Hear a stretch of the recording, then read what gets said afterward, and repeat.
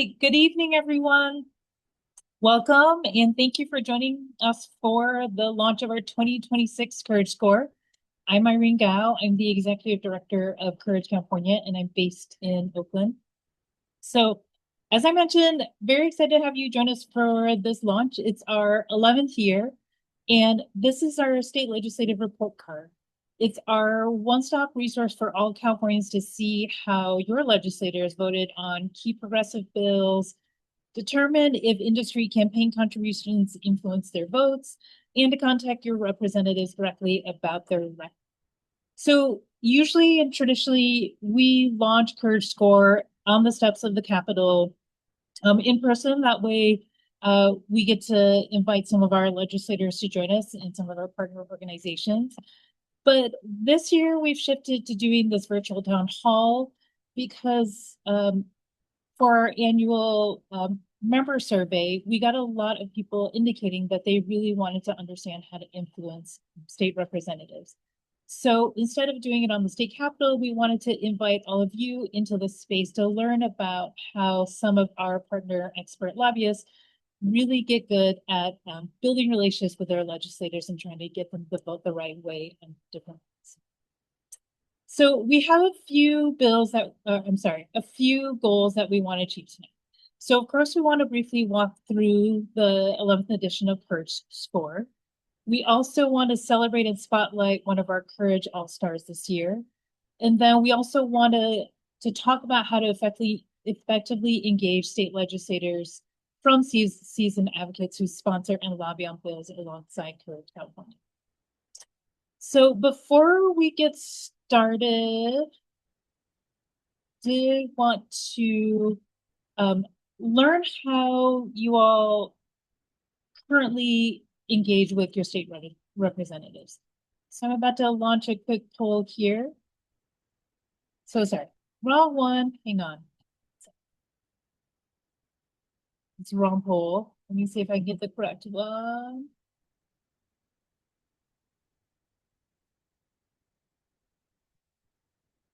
All right, just 1 second.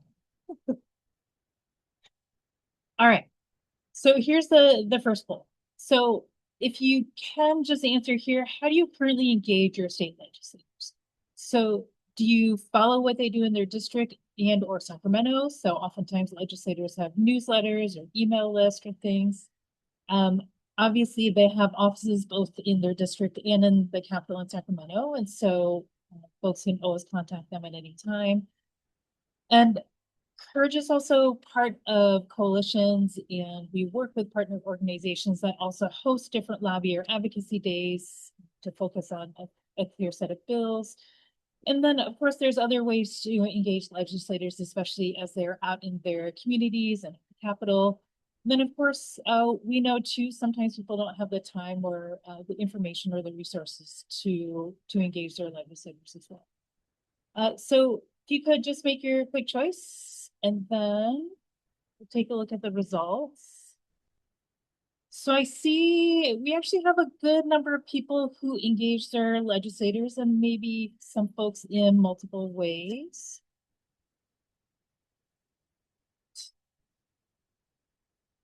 So really quickly, just results, and obviously you could choose more than one. So it looks like a good number of people, at least half of you who answered, actually do contact your legislators, which is great. That's the kind that we're hoping to get more folks involved in tonight. But also see people are also following their legislators and also engaging in other ways as well. So very excited to have this information, but also to talk more about how we can dig a little bit more into this. So really quickly, let's just get started with Courage Score. So give me 1 second while I share my screen. All right. So first here, I want to show you really quickly. So Courage Score obviously is a report card. And how we put together this report card is every year we scan and survey what bills are being authored and sponsored by our partners across different issues and across the state. So for 2025, we actually started with a list of over 300 bills. And from those bills, what we do is we narrow the list down to a set of bills. And for 2025, it ended up being 44 bills. And these are bills that face tougher floor votes in the state assembly or the Senate. So that means these were all bills that made it to a floor vote, but had support at less than 70%. So it's important for me to note here, as you'll see. So legislators have three options when voting on bills. So they can vote yes, they can vote no, or they can abstain or not vote at all. So a no vote recorded, or what you see here as a no vote, usually means that a legislator is abstaining from voting, which has the same impact as a straight up no vote. So it doesn't count as a yes vote, it counts more like a no. So when we score legislators on their votes on bills, a no vote recorded is counted as the same as a no vote.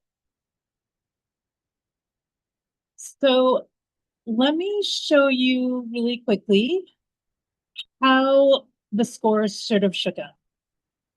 So similar to previous years, you can see that scores here are really concentrated between A's and F's.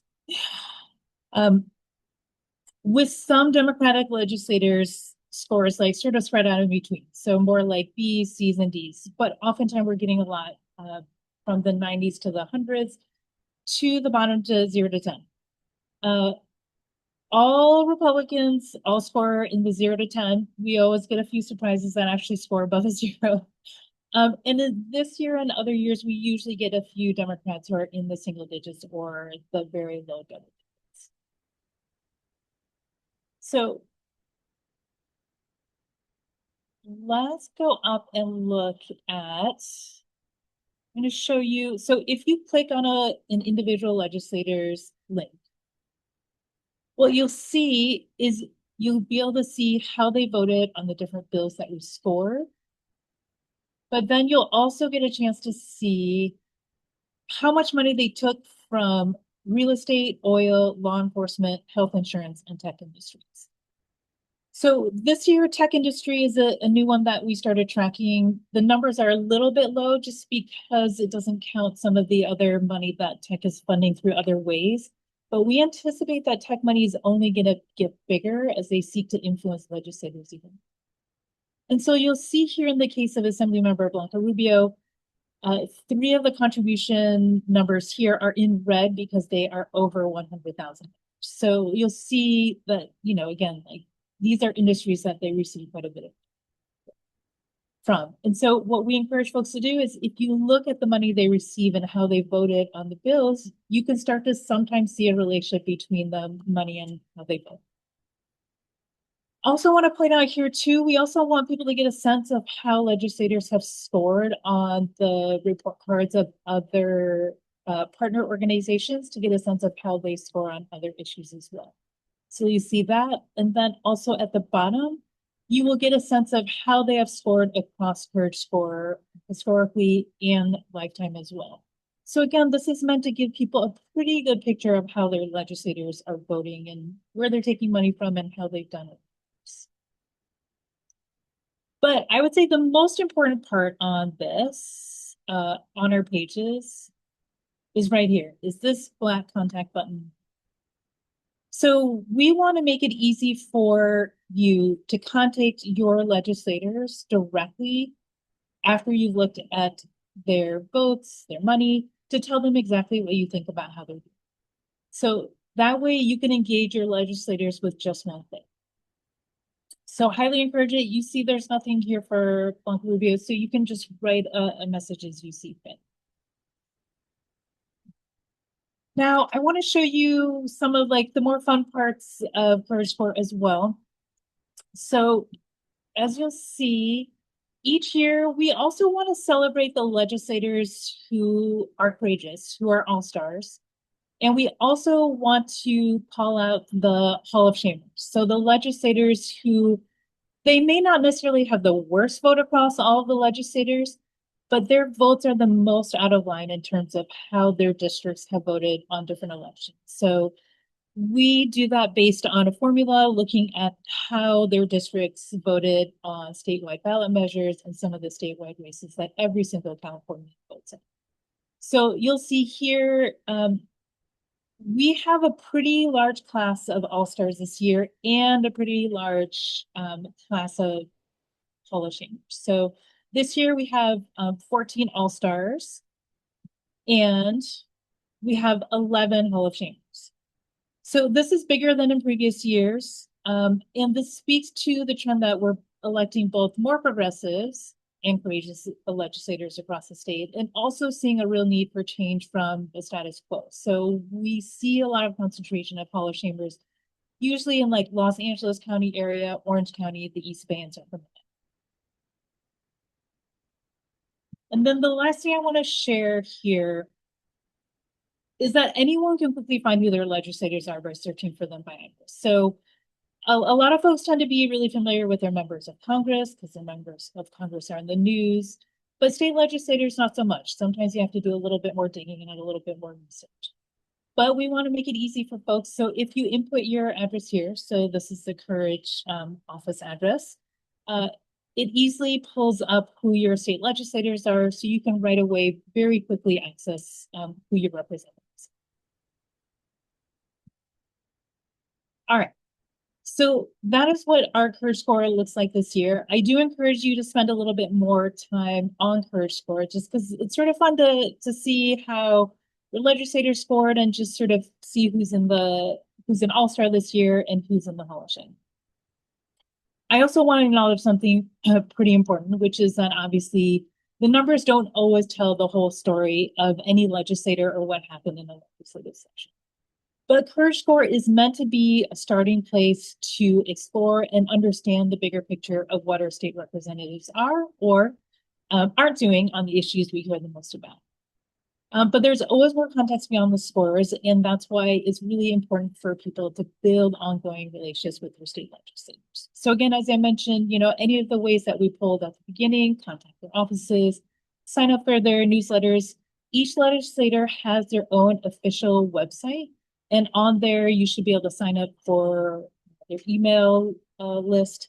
But you can also check there to see what sort of press releases are out there on the bills that they're authoring, what statements they're making about the state budget or other sort of major events happening in the state. So encourage folks to just check every once in a while to see how they're doing, but also, every once in a while search on your legislator to see if there's any new news that hits about them too, because oftentimes there are a lot of stories about bills or packages that are meant to respond to different issues or events around the state. And it's really important to see who's leading on some of those issues and also get a sense of what they're saying about it. All right, so I am really excited. I am hoping, yes. So one of the best parts of Courage Score is it helps us highlight and celebrate our Courage All-Stars. So Courage All-Stars, as I mentioned, are the legislators who go a little bit above and beyond many of their colleagues. So they all score a perfect 100 score. And then on top of that, they have authored at least one of the bills that has been scored on a Courage Score. So tonight, I'm really excited to introduce to you one of our 2026 Courage All-Stars. We have Assemblymember LaShae Sharp-Collins with us tonight. Assemblymember Collins, if you can join us. I'm here. Great. Welcome and congratulations.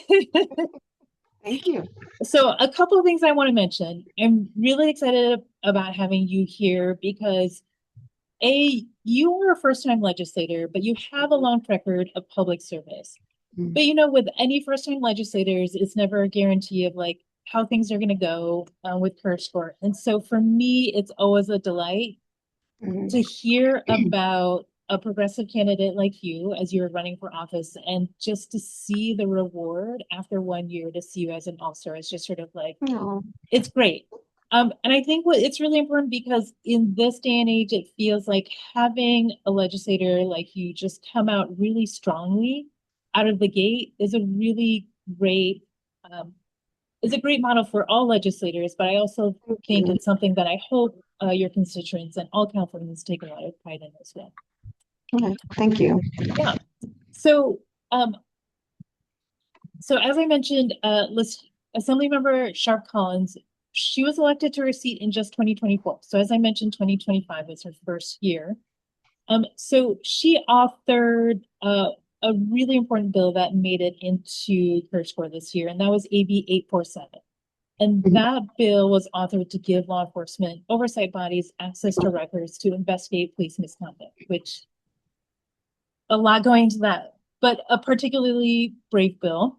Mhm. And then Okay. on top of that, I also want to mention too, you have other ways that you're leading in the legislature as well. Some of it, again, like not necessarily uh, typical of a first-time legislator.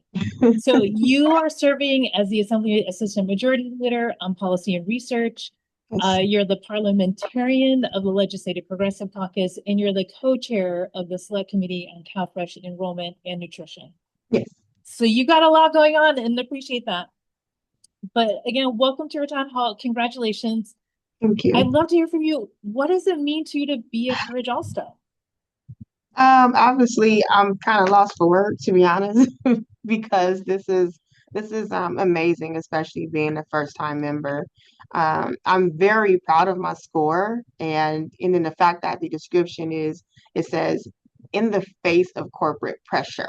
You know, these legislators never fail to put people first, and I appreciate that description so much because when I first got elected, the one thing I've always told everyone, I told my constituents that with me, you will always have a seat at the table. Okay. Even those that did not support me, the main message overall was that you will always have a seat at the table. And then if you don't, then bring a voting chair, but you don't ever have to ask, you know? And so I believe very strongly that we are all here for everybody, all 500,000 constituents, all of my supporters, and even those that are not supporters. And so you have to be able to come into this work and being able to be a little bit more pragmatic to make sure that you are seeing things from all sides. And so I am really excited about it, receiving 100% for championing the actual people. You know, I'm here to serve and I'm here to elevate the voices of my district. Otherwise, there's no reason for me to be here. So Yeah. I'm really excited about doing the work and doing what is the right thing for my community, but not just my community, but for the entire state of California. Yeah, well, it definitely shows. I mean, like you said, there's a lot of corporate pressure because sometimes even I don't always feel it until there are days when I'm up to lobby in Sacramento, and it's sometimes the meeting spaces and the lobby spaces are swarmed with lobbyists. Mm-hmm. And you can tell some folks are community folks because they're wearing the t-shirts. They're very clear on their activism. But what I hear from legislators a lot, I don't, it's not a specific ratio, but the amount of pressure and the ratio of uh, calls and reminders and like communications they get from corporate lobbyists versus community folks is pretty different. And so it Very. really does take a lot of work to, like you said, bring community folks into the table, but also stay focused on that and not bow to that sort of pressure. Well, if you don't mind me adding to that, Yeah. if you don't mind, the one thing that I do to make sure that I elevate the district is I have community advisories. So I have advisories for seniors, I have advisories for veterans, I have advisories for labor, I have advisories for small business. You know, I have different advisories to make sure that I am hearing from my constituents. And that helps me remain informed in regards to the next steps that I need to do here. But even when I'm meeting with the lobbyists and so forth, the folks that come here, I always tell them they know straight up when you come talk to me, you have to talk about my district. You have to let me know what the impact is going to be. So that's how I operate. Well, so how was your first year in the state assembly? And what was sort of your North Star as you navigated the complex dynamics of Ooh, my first year, it was a learning experience. I mean, I haven't been a staffer. I had an idea already of what to expect, but I mean, no one foresaw the fact that LA was basically burning down at the start of the year. So that quickly, you know, changed gears for me, and that put everybody, you know, really on high alert and having to come in and navigate and really make sure that we reserve bills for different types of development and different types of other things. So the biggest thing was making sure that we pivoted to what we knew that had to happen and not doing what we felt we wanted to do or sticking with the original plan. You have to be able to move and pivot. and not everybody can pivot, you Yes. know. And so this was further accelerated with all of the cuts and then the threats from the federal administration. So now I'm looking at all of that. And to steer through it, I did do a couple of things.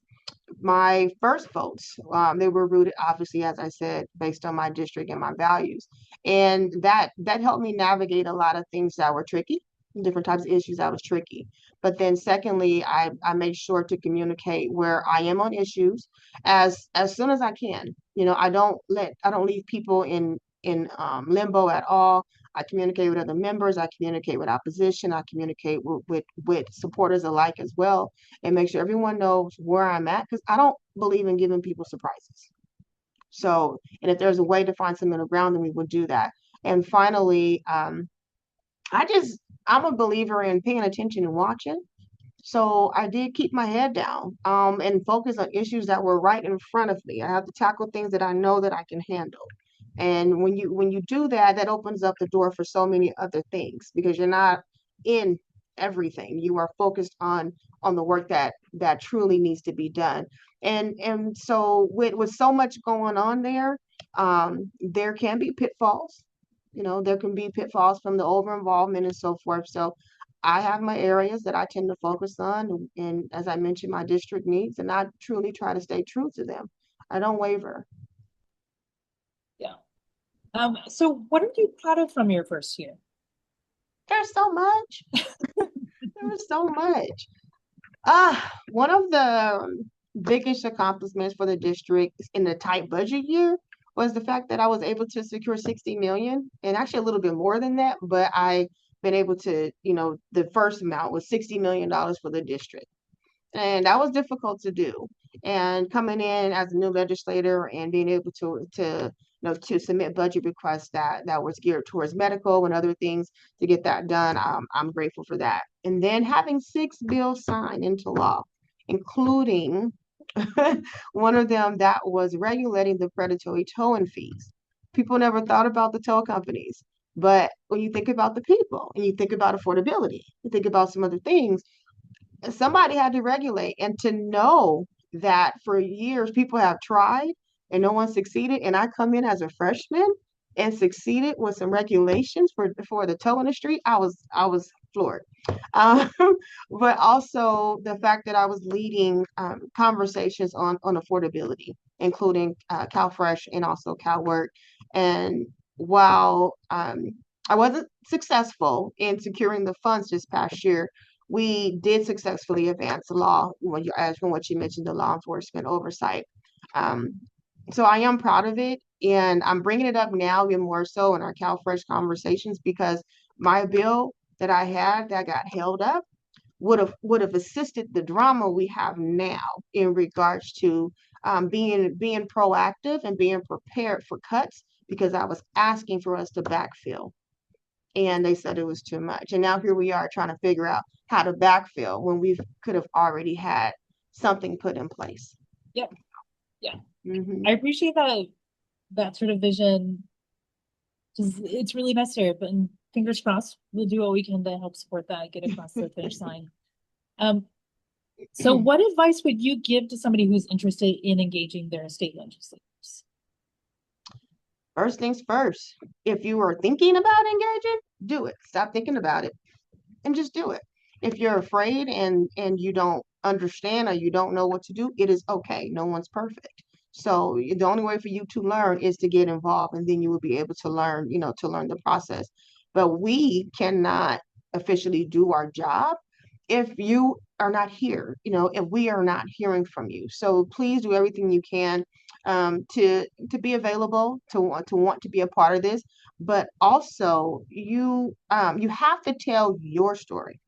I know too often we come in with the lobbyist groups and you have script, and with that script, you're just reading down the script. But if you have a story, you have some connection, it is imperative to put a face to that narrative, put a face to that, humanize every situation as much as possible. So tell your story. because far too often we only hear just from the lobbyists and other members, but not from those who will be able to most affect the legislation, and you can really have an impact because your story was being told. So that's why I'm saying it's important that we hear from you in every which way possible. And my last point would be your authentic self at all times. That is extremely important. That's extremely important. So that's the tip I have. Thank you, Assembly Member. I really appreciate your fearless leadership. And again, we look forward to working with you this year. There's big agenda, lots that needs to happen. I know we're facing another budget deficit, so it's going to be a tough year, but one we have to really figure out how to get through. And fingers crossed we get more bills across the finish line with you. Oh, thank you. So very excited to work with you. Thank you for joining us tonight. Thank you for having me. Thank you. All Yes. And right. congratulations on being a Courage All-Star. Yay. Yay. I'm excited. I'll be back next year. Yes, ma'am. We will gladly have you. All right. Thank you, Assembly Thank you. Member. All right. Everybody take care. All right. Bye-bye. All right. So I want to encourage folks, as you look up and think about your legislators, I want to also recognize like not everyone has a great legislator or a representative who's going to champion your issues or your position on an issue. So it's also definitely worth like do your research on Career Score. Find who some of these all-stars are. Find out who are champions on the policies and the issues that you care about, and find the legislators who are more aligned with your values and the issues you care about to become champions with. So that's another one. All right, so I am really excited to bring on two folks who are experienced advocates and lobbyists who talk with a lot of people in the building. They know the folks in the offices, and they've been really key partners in getting a lot of progressive bills passed, or at least seeing some progress in the state legislature. So I'm really excited to welcome Laura Baeza from the Alliance for Boys and Men of Color. Hi, Laura. Thank you for joining us tonight. And then we also have Sam Wilkinson from Race and also in Child Poverty in California, which is a coalition of both the Alliance and the In Child Poverty in California, both coalitions that we're part of and then participate in. So excited to have them on board just to talk a little bit about how it is to engage your state legislators. And as we have this conversation, I encourage folks, if you have any questions that you want to have answered by Laura and Sam, please put them in the chat and we'll see if we have time to get to them. So Sam and Laura, welcome tonight. Excited to have this conversation. Laura, can you start? Tell us a little bit about yourself and about your organization and what are some of the Alliance's top priorities for this year?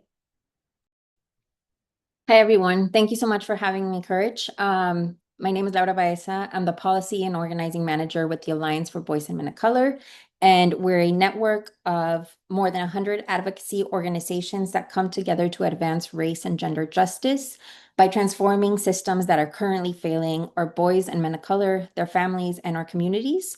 How we do this is that we work with grassroots organizations, community members, and youth to advance policy through coalition spaces to create the change that we know our community needs.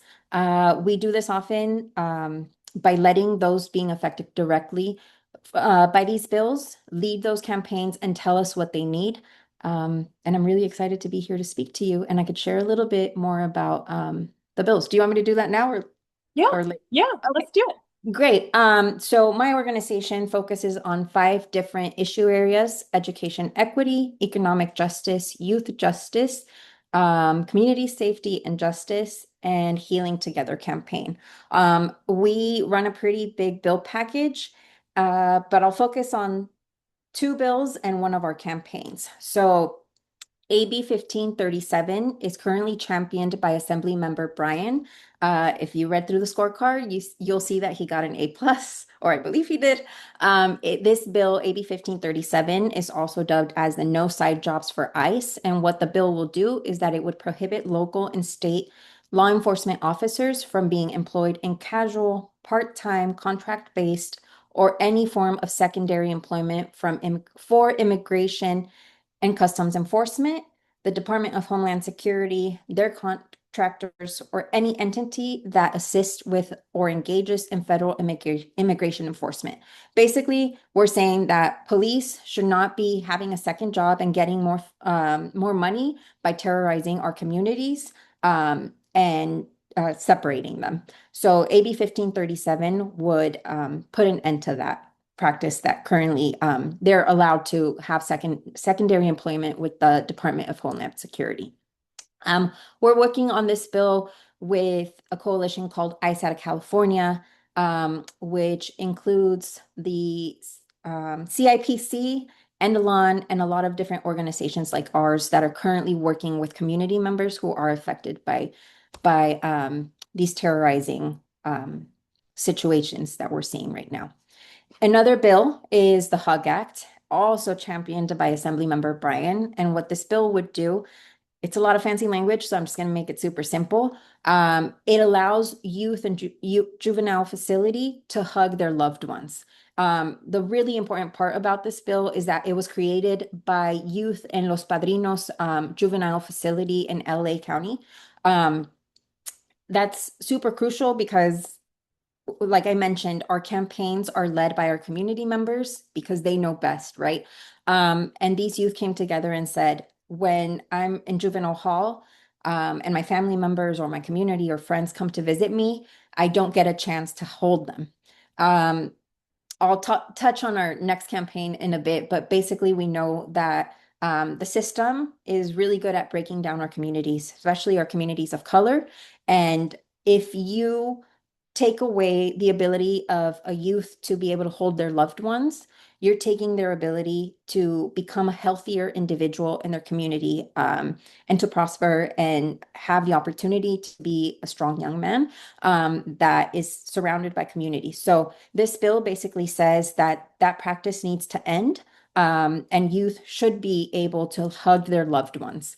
We hear a lot from the security in these juvenile facilities that this would be a hazard because family members can bring in contraband or whatnot, but that's BS. Let's just name it what it is.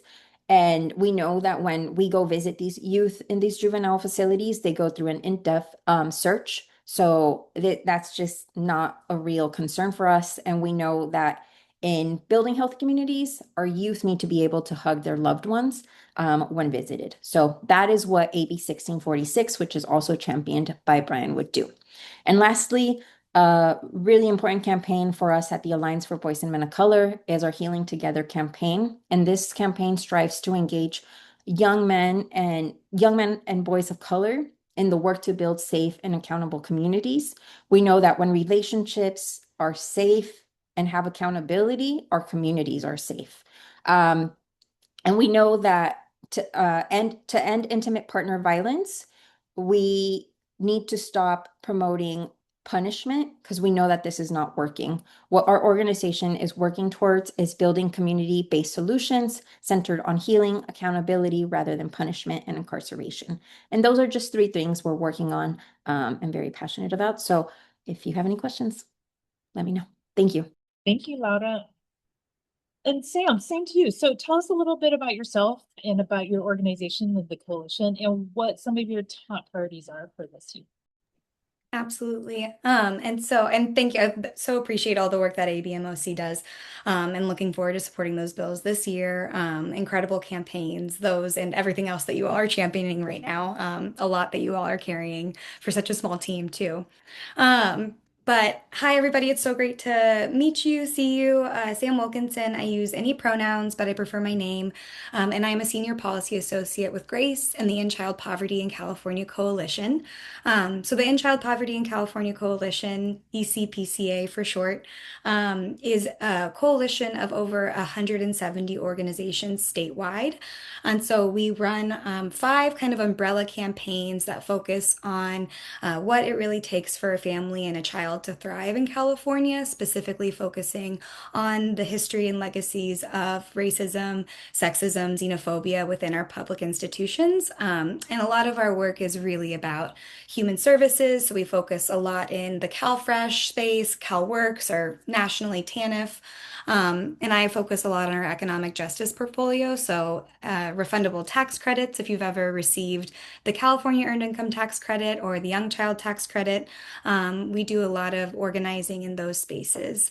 And uh, some of what we're really focusing on this year, because our work is similarly about really lifting up community voices and forwarding multi-year campaigns, since everything that we're working on, when you think about ending child poverty, is pretty expensive. So it takes multiple years to get it through the legislature and to really get some teeth in it.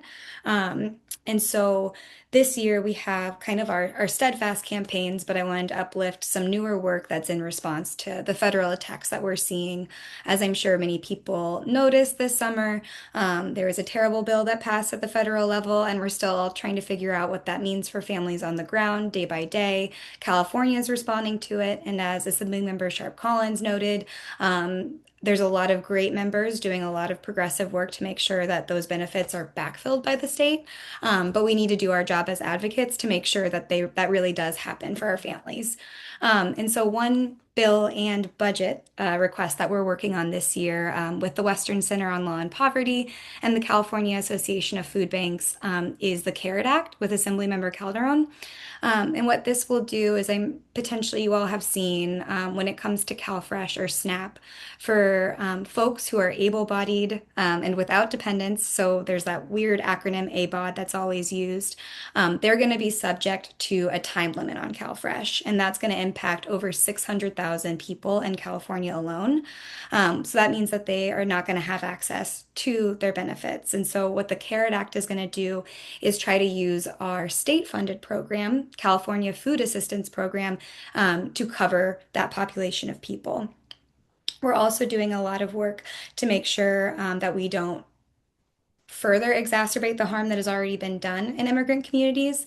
Before HR 1 or the big ugly bill was passed last summer, we already saw the state freeze Medi-Cal expansion in California, place premiums on our immigrant families in California, and institute asset limit tests. And so we really need to, one, get that back to where it needs to go, because those are promises made to families. That's healthcare access that people are being denied. But we need to make sure that we also don't go any further and protect all of our families at the state level. And then I'm also so happy that Assemblymember Sharp Collins and that Courage is talking so much about corporate donations, the corporate stake that they have in our legislative process, and making sure that we get our power back as people, because there's an incredible campaign right now happening that's kind of being led by SEIU, but there's been a groundswell of support for the Unrigged California. And that's really looking at, there's a bill, AB 1790, with Assemblymember Conley, that I hope that you all want to get loud about, that would end the water's edge tax loophole. Kind of a confusing terminology, but essentially we need to make sure that we get corporate taxes back, that they're paying their fair share, and we're not balancing the budget on the backs of our families. So I'll leave it at there. I know we have a few more questions to go through. No, I appreciate that, because I think both of what you said highlight a few things for us. So oftentimes people feel really discouraged because of what's happening at the federal level, but how our state reacts to that is just as important. So for me, this is bringing back the importance of, no matter, well, I mean, we want people to stay engaged at the federal level, but engaging with your state leaders is really important, because there are decisions in front of us about whether or not to backfill, whether or not to raise revenue. And right now, legislators really need to hear from people to push on raising revenue so we can backfill for as long as we need to. The other thing I want to mention really quickly too is, I mentioned it's really important to engage your legislators, but as you've heard from both Laura and Sam, these are organizations and coalitions that are working with groups on the ground and around the state. So I also highly recommend you follow and find these coalitions and these advocates and these champions, because following them, honestly, following groups is always going to be easier and probably lead you down the path in a way that legislators can sometimes be disappointing or hard to get over. But it's also great because both the Alliance and Child Poverty in California also do lobby and advocacy days. And so they have these sort of structures and ways to engage with your legislators really easily that you can connect to.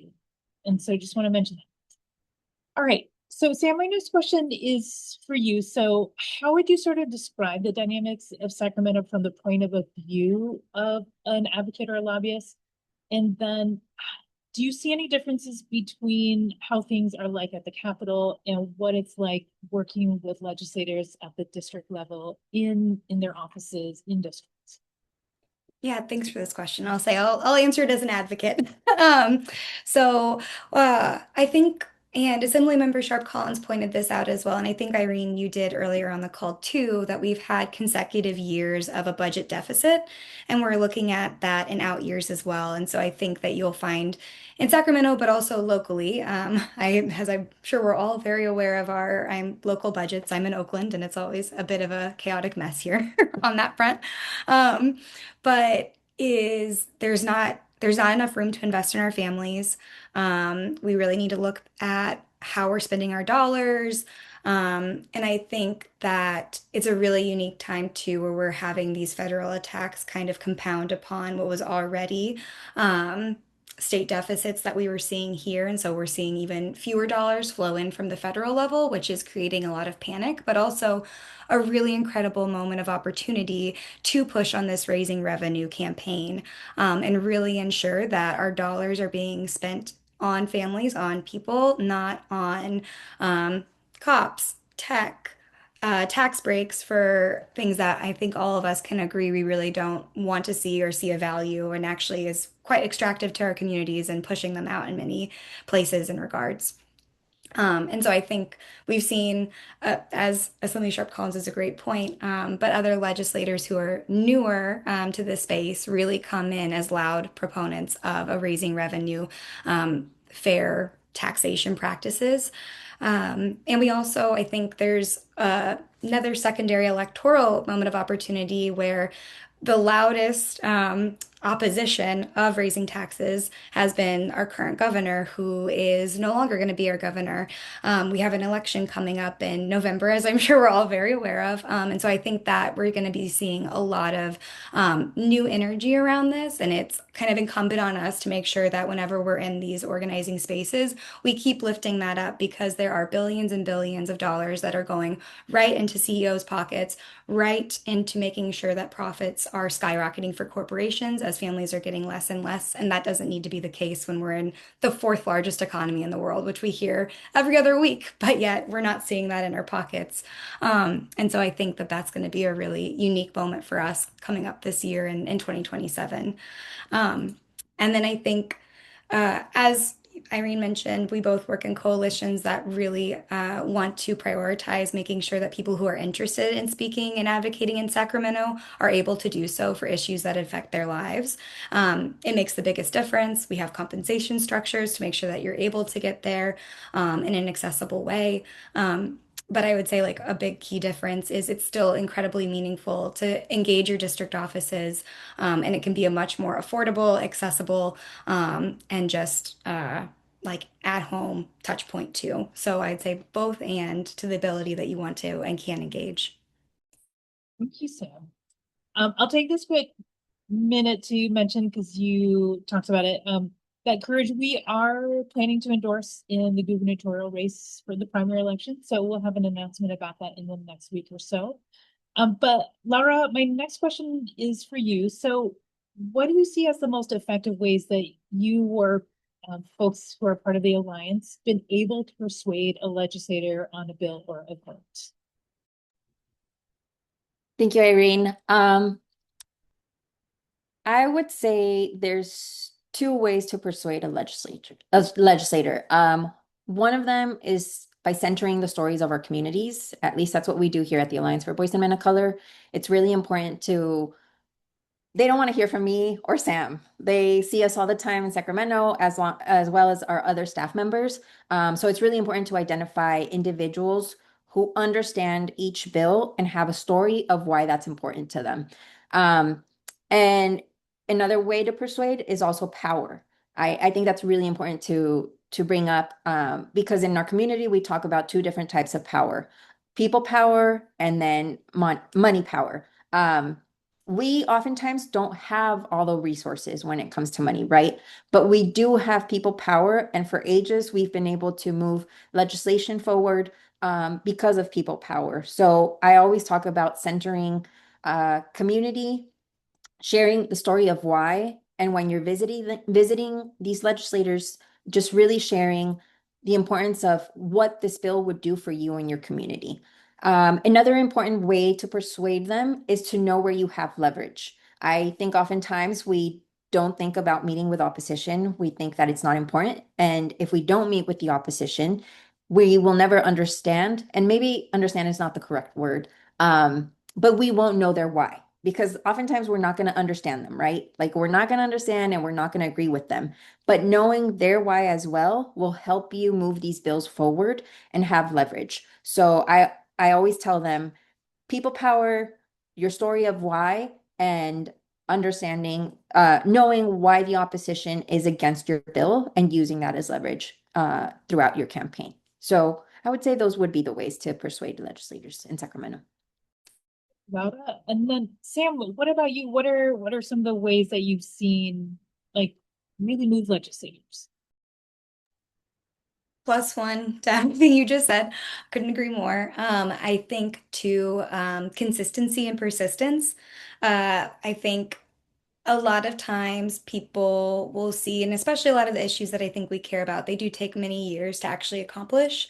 And to not let that phase you. I mean, obviously there needs to be time to really process what happens, especially in the face of a hard loss, but keep moving forward. And I think back to when there was a surplus in our organization, Yesenia and Shamika on our team had been working really closely with Michael Tubbs and others on this idea of baby bonds. And now we have the Hope accounts because they had been slowly peddling that idea for many, many years before. And once there was a surplus, they knew who to look to and they knew the answers because it had all been baked in. So I think persistence is a big, big part of it too. All right, so I have one last question for the both of you. So Sam, if you can speak first. So what advice would you give to somebody who's thinking about engaging their state legislators for the first time?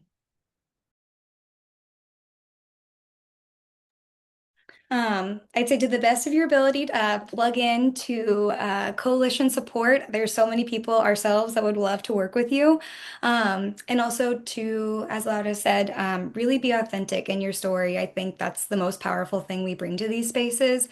We have incredible research partners who work on the data and who build that out for us, but the numbers only get you so far, and it really is those humanizing stories that are much harder to argue against in committee. And you'll see it. No one wants to, especially when they're really hearing what it's going to mean to either pass a bill or a budget request. When you actually have someone talking about that on the day-to-day life level, it's much harder to ignore.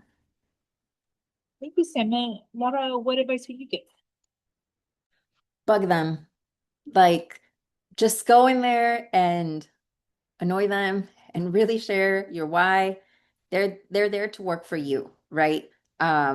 So even if you're scared, I think Sam and I get scared all the time, and we're always like, oh my God, what can I do better? But being persistent, sharing your story, showing up to committee, calling your representative, that's just ways to engage. And something that Sam mentioned, join coalition spaces, because it can be very frightening to just go up to a legislator on your own. So I encourage you to contact the Alliance, contact Sam's organization, or any other grassroots organization that you feel called to joining. It doesn't even have to be ours.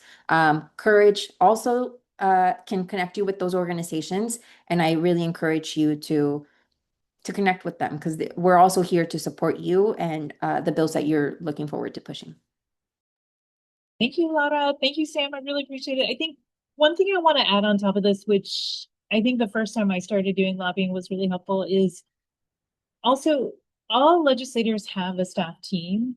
who are helping them analyze the bills in the more complicated ways, looking at the data and the research. There's staff in the legislature who are there to help them unpack like the actual policy. So no specific lobbyist or advocate needs to be an expert on a bill.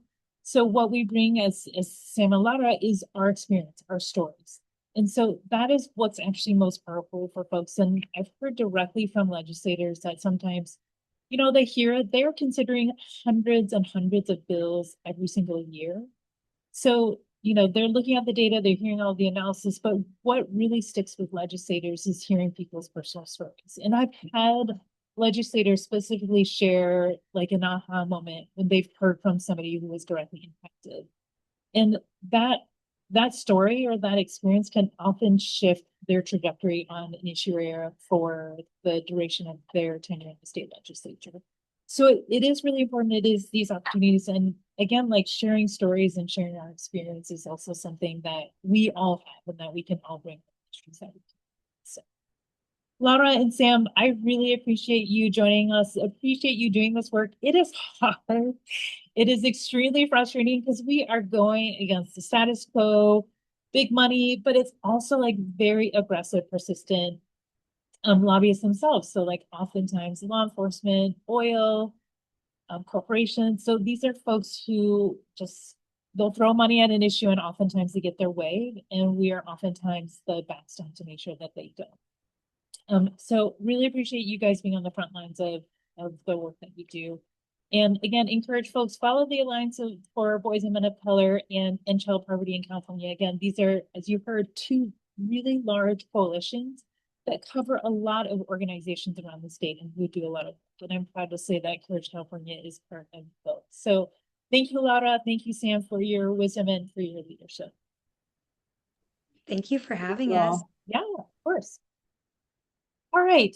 So now you've heard from Laura and Sam, and also from Assemblymember Sharp Collins. So people who have led efforts to get progressive bills across the finish line. And since you already got a preview of this at the beginning of the call, I just want to get a sense of how people are feeling now about engaging. Okay, let me see if this will do the right one. Okay, so now I want to get a sense from folks, like, how are you now feeling motivated to engage your state legislators after this time?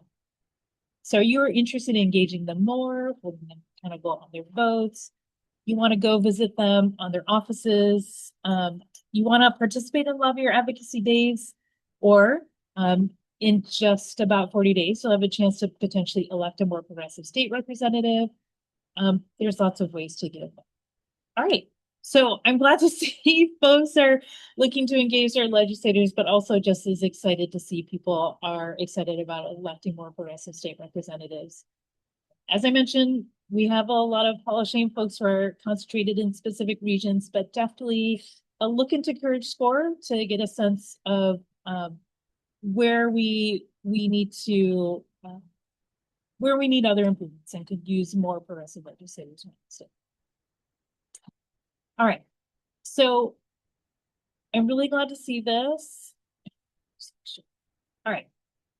So one thing I want to mention too before we end today is I also want to mention, so Courage California, we as an organization, but as part of these coalitions, lobby and advocate for bills year round as well. So every year we come up with a list of priority bills, and this year we have a list of, let's say, 34 bills that cover different issue areas. So healthcare, consumer protections, tech accountability, LGBTQ plus rights. And that's intentional because we're one of the few statewide multi-issue organizations who do lobbying and advocacy work. I also want to encourage folks, of course, please share Courage Score with your friends and family. So obviously, as I mentioned, Congress and federal policies get a lot of attention, but the California legislators are responsible for the bills that actually impact us more on a daily basis. And we also feel like all Californians deserve to know if their state legislators are working for them or for corporate interests. And Courage Score is a really great place for people to start. So that's it. I want to thank Courage All-Star Assemblymember LaShae Sharp Collins for being a progressive champion in the state legislature and for joining us this evening. I also want to thank Laura and Sam for sharing their wisdom on how to advocate and push legislators effectively. But most of all, I want to thank you all for joining us tonight and for being part of this courageous movement to make California more progressive.